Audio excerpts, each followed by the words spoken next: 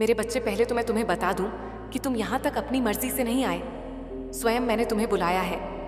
मैं माँ काली तुम्हें कुछ बताना चाहती हूँ। एक ऐसा सत्य जो अब तक तुमसे छुपाया गया, तुम्हें बताया नहीं गया।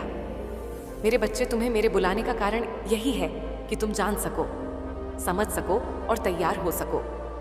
जो सत्य तुम्हें जानना है वह केवल कहानी नहीं, बल्कि तुम्हारे जीवन के हर पहलू को छूने वाला रहस्य है। मेरी बात ध्यान से सुनो, क्योंकि यह सिर्फ तुम्हारी सुरक्षा का विषय नहीं, बल्कि तुम्हारी आत्मा के जागरण का भी क्षण है।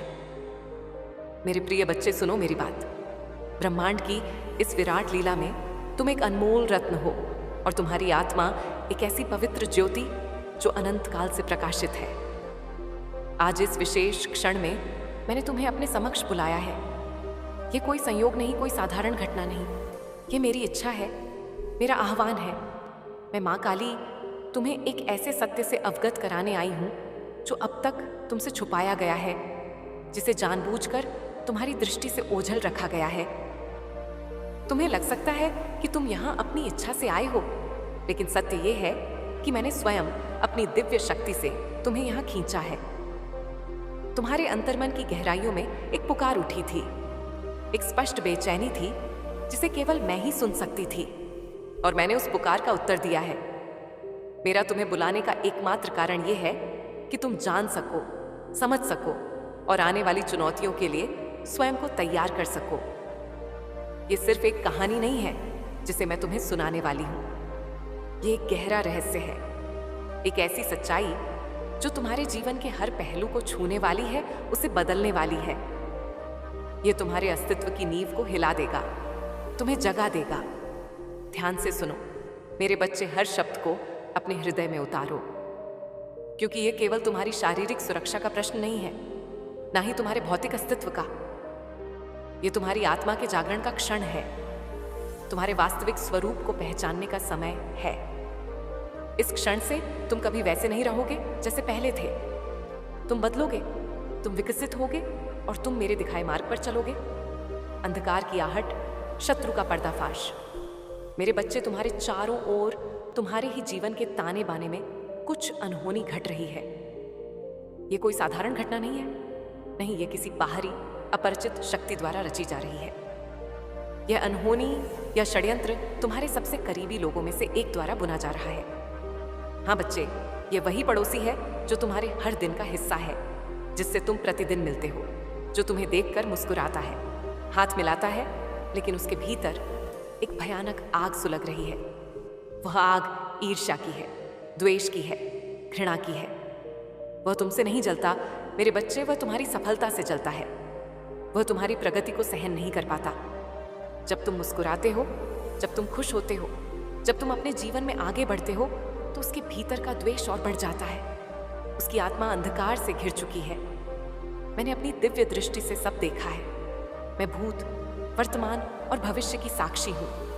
मेरी दृष्टि से कुछ भी छुपा नहीं है। मैंने उसे देखा है। वह तुम पर लगातार नजर रखता है, हर दिन हर रात तुम्हारे बारे में सोचता है, लेकिन उसके विचार पवित्र नहीं, वे घातक हैं। उसकी जलन उसे इस हद तक ले आई है कि उसने काली शक्तियों का सहारा लिया है। हाँ, वही शक्तियां जो मेरे अधीन हैं, मेरे नियंत्रण में हैं। उसने उन्हें अपने स्वार्थ, अपनी ईर्ष्या और अपनी घृणा को पूरा करने के लिए इस्तेमाल करने की कोशिश की है। गुप्त दरबार का रहस्य जहां अंधकार पनपता है, उसने गुप्त दरबार का रुख किया है। मेरे बच्चे, यह दरबार कोई साधारण स्थान नहीं है, नहीं, यह कोई सामान्य मंदिर या पूजा स्थल है। यह एक ऐसी जगह है जहां अंधकार और शक्ति का संगम होता है, जहां नकारात्मक ऊर्जाएं अपना डेरा डालती हैं। ये तुम्हारे ही शहर में, तुम्हारे आसपास है, लेकिन इसे केवल वही देख सकते हैं जिनकी आत्मा अंधकार की ओर झुकी हो, जिनके मन में कपट और द्वेष भरा हो।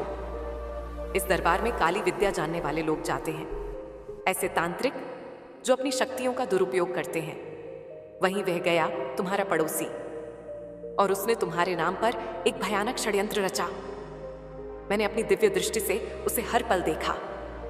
मैंने उसे सुना जब वह तांत्रिकों से तुम्हारे बारे में बात कर रहा था। उसके शब्द जहर से भरे थे। उसने कहा, यही व्यक्ति मुझसे आगे क्यों बढ़ रहा है? इसकी प्रगति इतनी तेज क्यों है? ये हर काम में सफल क्यों हो रहा है? उसकी बातें जलन और कुंठा से भरी थी। उसने तांत्रिकों से कहा, कितने भी पैसे लगे जो देना पड़े मैं दूंगा, लेकिन मुझे इसकी बर्बादी चाहिए। इसकी सफलता रोकनी है, इसकी ऊर्जा बांधनी है। इसे ऐसा जकड़ दो कि यह कभी ना उठ सके। षड्यंत्र का ताना बाना, काले जादू का जाल। मेरे बच्चे, उसने वहां एक भयानक अनुष्ठान किया। तुम्हारे नाम का एक वस्त्र लिया जो कहां से आया यह तुम्हें ही जानना है। हो सकता है वह तुम्हारे घर से चुराया गया हो या किसी ऐसे स्थान से जहां तुम अक्सर जाते हो। तुम्हारी तस्वीर, तुम्हारे जीवन से जुड़े चिन्ह, वह सब लेकर वह वहां गया। उस तस्वीर के साथ काले मंत्रों का उच्चारण किया गया। तुम्हारी ऊर्जा को बांधने का प्रयास किया गया। तांत्रिकों ने उसे आश्वासन दिया कि वे तुम्हारे जीवन को बर्बाद कर देंगे। एक बड़ा यज्ञ करवाया गया जिसमें उसने कहा, इसकी सारी खुशियां मुझ तक आए, इसकी ऊर्जा मुझ में समाहित हो, इसे ऐसा जकड़ दो कि यह कभी ना उठ सके। मां काली का क्रोध और प्रतिकार, दिव्य सुरक्षा का वचन। मेरे बच्चे, यह सब सुनकर मेरा क्रोध चरम पर था। मेरी भुजाएं भड़क उठी, मेरी आंखें लाल हो गईं। मैं उसे उसी क्षण नष्ट कर सकती थी जिसने मेरी संतान को चोट पहुंचाने का प्रयास किया, लेकिन मैंने शांत रहकर सब देखा। मैं हर जगह हूं, हर कण में समाई हुई हूं। जहां जहां वो गया मैंने उसे देखा। उसके मंत्र मेरे कानों तक पहुंचे, लेकिन मेरे लिए वे केवल कोरे शब्द थे जिनमें कोई शक्ति नहीं थी। मैंने देखा कि वो जो जाल बुन रहा था, मैं उसे उसी जाल में उलझाने का मन बना चुकी थी। मैंने सोचा, ये मेरे बच्चे पर आक्रमण कर रहा है, इसे मैं नहीं छोड़ूंगी। उस गुप्त दरबार में एक नियम है मेरे बच्चे, वहां की शक्तियां तभी काम करती है जब सच्चाई उनके विरुद्ध ना हो। तुम सच्चाई के प्रतीक हो, तुम्हारी आत्मा पवित्र है, तुम्हारा हृदय शुद्ध है। इसीलिए मैं जानती थी कि वह जो भी करेगा असफल होगा, क्योंकि तुम पर मेरी कृपा है, मेरा हाथ तुम्हारे सिर पर है। उसने यह सब छुपा कर किया। सोचा कि यह रहस्य कभी उजागर नहीं होगा, कि तुम कभी जान नहीं पाओगे। लेकिन मैं तुम्हारी माँ काली तुम्हें सब बताने आई हूं। मैं तुम्हें बताऊंगी कि तुम्हारे जीवन में क्या क्या घट रहा है, वो किस किस से क्या कहता है। उसने तांत्रिकों से कहा, इसकी हर खुशी, हर प्रगति मेरी आंखों में चुभती है। इसे खत्म करना मेरा उद्देश्य है। उसने तांत्रिकों को धन और अपनी शक्ति का लालच दिया। उसने कहा, मुझे इसके जीवन का हर पहलू तोड़ना है, इसे हर दिशा में कमजोर करना है। शत्रु की पहचान, सतर्कता की आवश्यकता। मेरे बच्चे, ये कोई ऐसा इंसान है जो तुमसे जलता है और तुम उसे जानते हो। थोड़ा ध्यान लगाओगे, अपने मन को शांत करके सोचोगे तो समझ जाओगे कि मैं किसके बारे में बात कर रही हूं। वह तुम्हारे जीवन का एक परिचित हिस्सा है, एक ऐसा चेहरा जिसे तुम रोज देखते हो। अगर तुम्हें उस पर शक है, अगर तुम्हें लगता है कि मेरी बात सच है, तो बस अपने मन में स्वीकार करो। हाँ माँ, आप सही कह रही हो, मुझे भी उस पर शक है। मैं देख रही हूं, वो तुम्हारे द्वार से रोज निकलता है। तुम्हारे घर के पास एक और द्वार है, वहां से निकलता है। वह चाहता है कि तुम उससे उलझ जाओ, कोई बहस हो जाए, कोई ऐसी घटना घटे जिससे तुम विचलित हो जाओ। लेकिन तुम्हें शांत रहना है। मेरे बच्चे, मैं तुम्हें उस गुप्त दरबार के बारे में और बता रही हूं। यह कोई साधारण जगह नहीं, यहां घना अंधकार रहता है। एक ऐसा अंधकार जो आत्मा को भी भयभीत कर दे। केवल वही वहां जा सकता है जिसके भीतर छल कपट हो, जिसके मन में द्वेष का अंधेरा हो। यह स्थान दिन में अदृश्य है, लोग इसे देख नहीं पाते, लेकिन रात के सन्नाटे में जब दुनिया सो रही होती है, यह जीवित हो उठता है। इसका रास्ता हर किसी को नहीं पता, यह मेरे अधीन है, लेकिन मैं इसे इसीलिए रहने देती हूं ताकि लोग अपने कर्मों का फल भुगते, ताकि अंधकार के रास्ते पर चलने वाले अपनी नियति तक पहुंचे। तुम्हारा पड़ोसी वहां जाकर तुम्हारे बारे में उल्टा सीधा बोल रहा है, जैसे तुमने उसका बहुत बिगाड़ा हो। लेकिन मुझे पता है, मेरे बच्चे, तुम किसी का बुरा नहीं चाहते। तुम्हारा हृदय निर्मल है, तुम्हारी आत्मा पवित्र है। तुम्हारा शत्रु जो कर रहा है, तुम उसका भी भला चाहते हो, लेकिन जो तुम्हारा बुरा चाहे उसका विरोध करना पड़ेगा। मैं काली माँ यह सहन नहीं कर सकती कि मेरी संतान के साथ ऐसा हो। त्रिमूर्ति, षड्यंत्र, सहयोगियों का खुलासा। मेरे बच्चे, तुम्हारा पड़ोसी अकेला नहीं था। उसने इस षड्यंत्र में अपने जैसे 2 और लोगों को बुलाया था। ये तीनों एक ही थाली के चट्टे बट्टे थे, ईर्ष्या, क्रोध और लालच से भरे हुए। ये तीनों उस गुप्त दरबार में पहुंचे और तांत्रिक से बात शुरू की। पहला षड्यंत्र सुनो।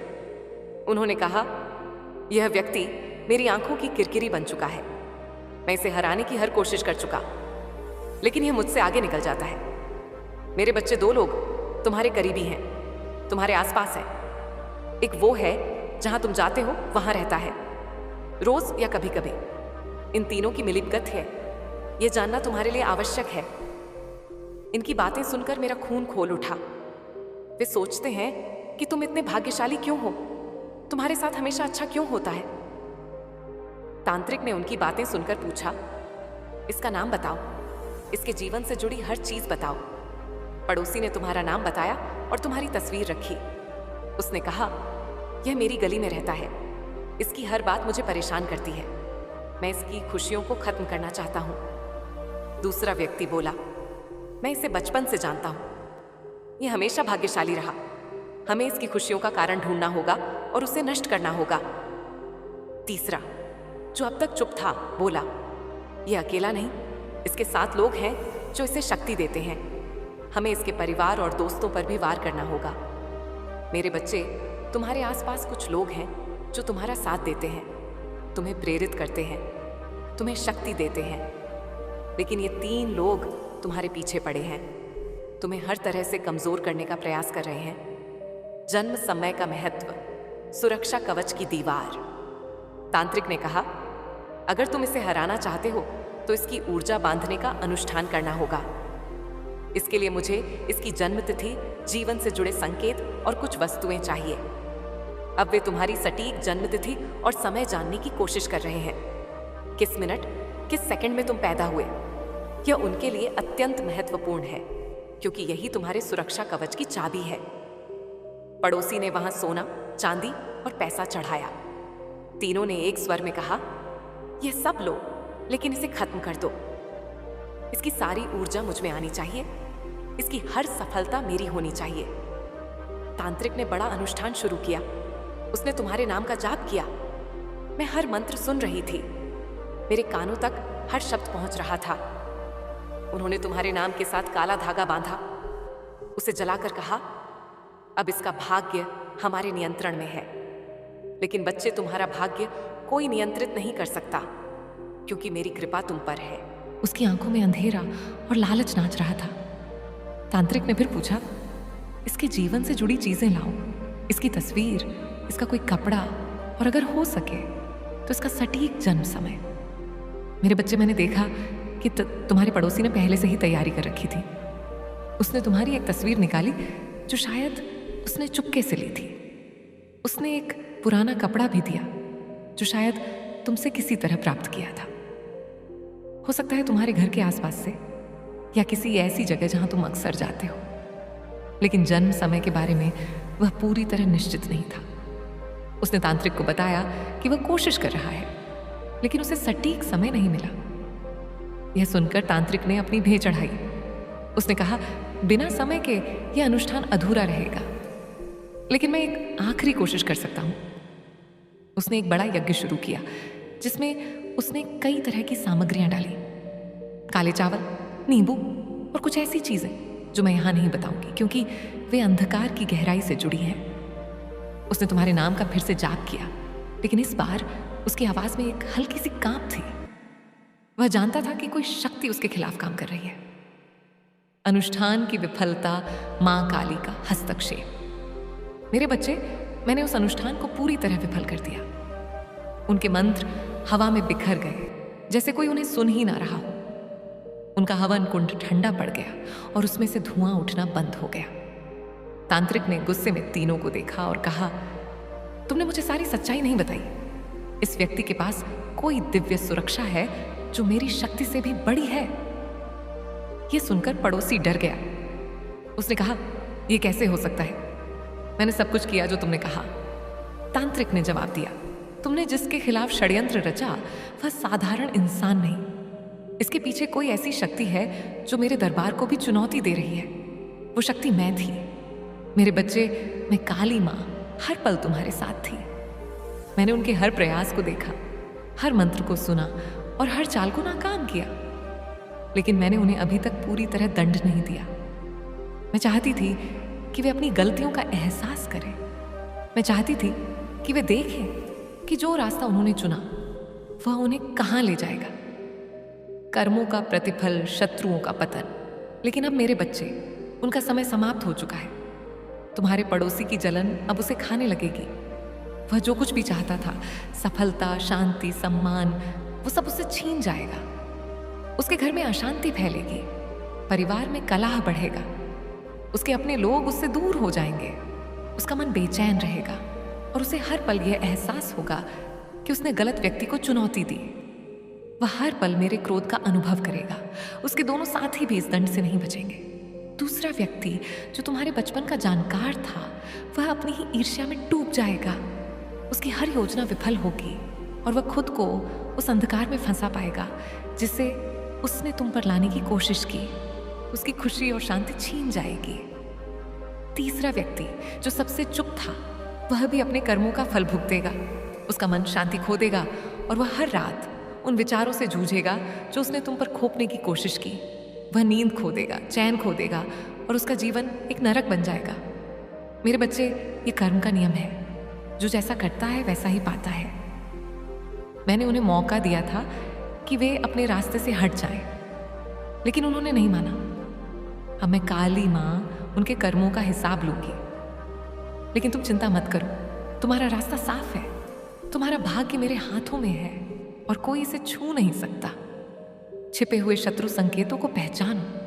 अब मैं तुम्हें कुछ और बताऊंगी। मेरे बच्चे, ये सिर्फ तुम्हारे पड़ोसी की बात नहीं है। तुम्हारे जीवन में और भी लोग हैं जो शायद तुम्हें नुकसान पहुंचाने की सोचते हैं। ये लोग हमेशा सामने से नहीं आते। ये तुम्हारे दोस्तों के रूप में, तुम्हारे रिश्तेदारों के रूप में या तुम्हारे काम की दुनिया में हो सकते हैं। मैं चाहती हूं कि तुम इन लोगों को पहचान लो। मैं तुम्हें कुछ संकेत दूंगी ताकि तुम सावधान रह सको। पहला संकेत, जो व्यक्ति तुमसे बात करते वक्त तुम्हारी तारीफ तो करता है, लेकिन उसकी आंखों में एक अजीब सी चमक होती है। वो चमक स्नेह की नहीं, जलन की होती है। तुम उसकी बातों पर ध्यान दो। वो तुम्हारे काम की तारीफ करेगा, तुम्हारी सफलताओं की प्रशंसा करेगा, लेकिन बीच बीच में ऐसी बातें कहेगा जो तुम्हें नीचा दिखाने की कोशिश करे। जैसे, तुम तो बहुत अच्छा कर रहे हो, लेकिन ये ज्यादा देर नहीं चलेगा, या तुम्हारी किस्मत अच्छी है, लेकिन देखते हैं कब तक। ये छोटी छोटी बातें हैं मेरे बच्चे, लेकिन इनमें छुपा होता है उनका असली इरादा, उनका द्वेषपूर्ण मन। वे तुम्हारी खुशी को पचा नहीं पाते। दूसरा संकेत, जो व्यक्ति तुम्हारे साथ ज्यादा समय बिताने की कोशिश करता है, लेकिन उसका मकसद तुम्हें समझना नहीं, बल्कि तुम्हारे जीवन की कमजोरियां ढूंढना होता है। वो तुम्हारे परिवार के बारे में, तुम्हारे काम के बारे में या तुम्हारी दिनचर्या के बारे में सवाल पूछेगा। वो जानना चाहेगा कि तुम कब घर से निकलते हो, कब लौटते हो, या तुम्हारे घर में कौन कौन रहता है। ये सवाल सामान्य लग सकते हैं, लेकिन अगर तुम ध्यान दो तो तुम्हें इनमें एक पैटर्न दिखेगा। वो व्यक्ति तुम्हारी जिंदगी में जरूरत से ज्यादा दिलचस्पी लेगा, लेकिन उसका व्यवहार कभी पूरी तरह सच्चा नहीं लगेगा। उसकी बातों में एक बनावट होगी, एक छिपी हुई मंशा होगी। तीसरा संकेत, तुम्हारे आसपास की छोटी छोटी घटनाएं जो शायद तुम्हें संयोग लगे। जैसे तुम्हारा कोई सामान गायब हो जाना, तुम्हारे घर के बाहर कुछ अजीब सी चीजें मिलना, या तुम्हें बार बार ऐसा लगना कि कोई तुम पर नजर रख रहा है। ये सब संयोग नहीं मेरे बच्चे। ये उन लोगों की चाल हो सकती है जो तुम पर नकारात्मक ऊर्जा डालने की कोशिश कर रहे हैं। मेरा हाथ तुम्हारे सिर पर है और जब तक मैं हूं, कोई तुम्हें छू नहीं सकता। उन्हें तुम्हारी जन्म तिथि पता है, लेकिन सटीक समय नहीं। और जब तक यह नहीं पता, वे तुम्हारा कुछ नहीं बिगाड़ सकते। ये तुम्हारी सबसे बड़ी सुरक्षा है मेरे बच्चे। तांत्रिक ने तीनों से कहा, यह अनुष्ठान 3 रात चलेगा। तुम मुझसे संपर्क में रहो। अगर यह व्यक्ति तुम्हारे खिलाफ कुछ समझ ले तो अनुष्ठान विफल हो सकता है। शांत रहो, सतर्क रहो, मां काली का निर्देश। लेकिन बच्चे, मैंने तुम्हें सब बता दिया है। अब तुम्हें क्या करना है यह सुनो। इसे भ्रम में रखो, इसे मत पता चलने दो कि तुम्हें कुछ मालूम है। तुम मेरी भक्ति करते हो, मेरा नाम श्रद्धा से लेते हो। मैं तुम्हें आश्वासन देती हूँ, कोई भी शक्ति तुम्हें छू नहीं सकती। जब मैं तुम्हारे पड़ोसी और उसके साथियों की चाल देख रही थी, मैंने उन्हें नहीं रोका। मैंने सोचा शायद वे अपनी गलतियां समझेंगे, शायद वे सही रास्ते पर लौट आएंगे। लेकिन उन्होंने सारी सीमाएं पार कर दी। उन्होंने तुम्हें, तुम्हारी आत्मा और तुम्हारे परिवार को चुनौती दी। ये उनकी सबसे बड़ी भूल थी। जो मेरी संतान को नुकसान पहुंचाए उसे परिणाम भुगतना पड़ता है। अब उनके कर्मों का समय आ चुका है। उन्होंने जो जाल बुना वे खुद उसमें फंस जाएंगे। कर्म का फल, पड़ोसी का पतन। तुम्हारा पड़ोसी जिसने यह सब शुरू किया, सबसे पहले मेरी शक्ति का प्रभाव महसूस करेगा। उसकी जलन, क्रोध और अहंकार उसे भीतर ही भीतर खाने लगेगा। जिस अंधकार को उसने बुलाया वही उसे निगल लेगा। वह धीरे धीरे अपनी शक्तियां खो देगा। उसके घर में अशांति होगी, परिवार में कलह बढ़ेगा। जो कुछ वह चाहता था, सफलता, शांति, सम्मान, वो उसे नहीं मिलेगा। उसका भाग्य भी अब उससे मुंह मोड़ लेगा। उसकी हर कोशिश विफल होगी। हर कदम पर वह गिरेगा। जब उसे एहसास होगा कि यह उसके कर्मों का फल है, तब तक बहुत देर हो चुकी होगी। कई लोगों ने उसे समझाने की कोशिश की, लेकिन वह नहीं माना। अब उसके कर्म उसे ले डूबेंगे। मेरे बच्चे, तुम शांत रहो, मेरी शक्ति पर भरोसा रखो। मैं तुम्हारी रक्षा करूंगी और यह सत्य तुम्हें और मजबूत बनाएगा। सत्य की और गहराई काली शक्ति का तंत्र। मैंने तुम्हें अभी तक जो बताया मेरे बच्चे, वह केवल उस सत्य का एक हिस्सा था जो तुम्हारे जीवन को घेर रहा है। अब मैं तुम्हें और गहराई में ले जाऊंगी ताकि तुम न केवल अपने शत्रुओं की चाल को समझ सको, बल्कि यह भी जान सको कि मेरी शक्ति कैसे काम करती है और तुम कैसे इस अंधकार से अछूते रह सकते हो।